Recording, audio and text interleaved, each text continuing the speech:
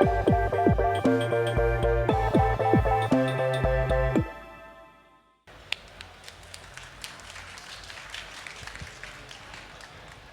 you very much. Trigger warning, the next talk includes mentions and pictures of diseases, microinvasive devices, and unapproved medical treatments. My talk is called How Community Made Me a T1D Cyborg. Diabetes is a condition for approximately 420 million people worldwide. Roughly 10% of them, like 40 million, are type 1 diabetes. Type 1 diabetes, often and ridiculously referred to as the bad type of diabetes, is irreversible. It involves multiple daily injections and finger pricks and gives you roller coasters in matters of blood glucose, resulting in unstable physical condition. This talk is a short shout out to the community that calls itself We Are Not Waiting, because we are not waiting for an adequate medical treatment of type 1 diabetes, which is possible but not approved. I was diagnosed with type 1 diabetes in 2005. So was my daughter in 2016. The as of current best approved therapy includes wearing an insulin pump connected to your body and a continuous glucose meter, a CGM, measuring the glucose level every 5 minutes. Many more people with type 1 diabetes, like 97.5%, are still on an injection pen and finger pick therapy. Therapy also includes recalculating your required insulin dosage on a daily level, counting carbohydrates in everything you eat, and convert that into the insulin units. It took me 13 years, a child, and a community to learn how to best treat that beast. During these 13 years, I mostly ignored it. I felt unequal. I had doubts. I was mismanaged as well as I mismanaged myself. And in fact, I was lucky to still be alive. And then, in November 2018, I became a T1D cyborg.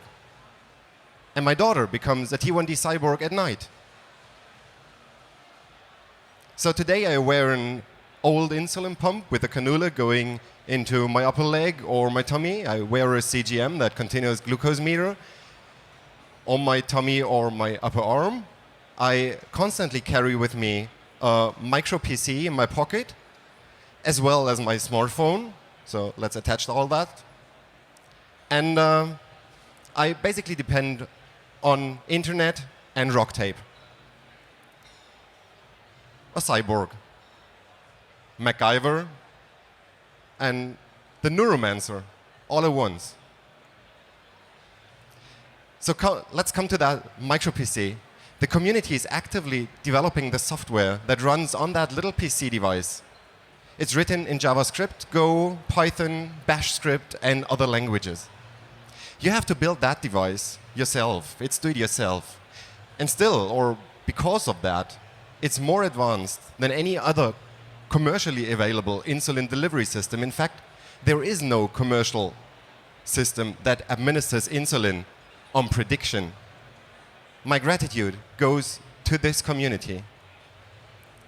It was 2014 that 4 people closed that loop of insulin delivery and started a movement and a community.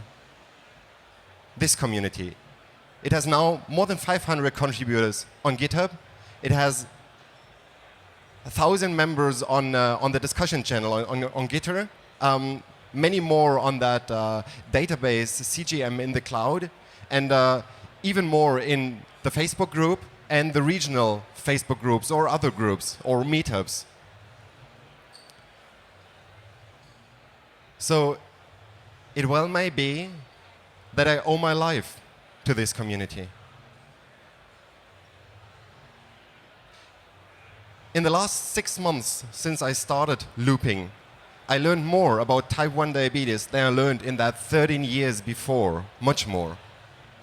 And I'm still alive, thanks to all the people in the We Are Not Waiting community. So Please think about contributing to a community yourself. It saves lives. If you don't feel self-confident enough to contribute in code, contribute in documentation. Participate in a meetup or start one. Discuss with people and share your knowledge. Spread your developer love, please. Thank you.